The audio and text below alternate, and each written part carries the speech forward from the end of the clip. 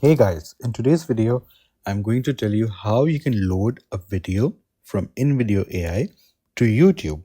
So in order to do that, what you need to do is you have to create a video first in Invideo, and then you have to export it or download it. Both of these are the same terminologies now used in Invideo AI after the update.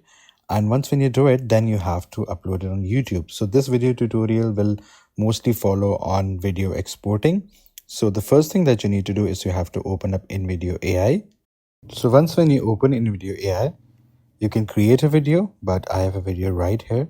So I'm going to go to history. And you can see that I've created a video here already, and it will be used for a YouTube short. So what do I need to do? I can also edit it if I want to edit it, but I can also generate more videos, from the command section right here, or I can download it.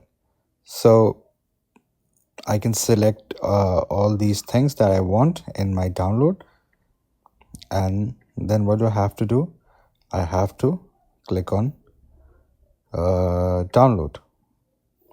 So there are some packages of Invideo AI. For example, the free plan, which doesn't cost a single dollar, would allow 10 minutes of video, AI generated video, and there will be no generative credits and no voice clones and only 4 exports per week with obviously watermarks. But if you use the other plans, then you'll have some additional benefits. But if you want to go with free, that's the current plan. I guess this was just an ad or something. We can click download. Okay, wait. So I have selected. Yeah, that's perfect. So if I click continue, I will be able to download this video.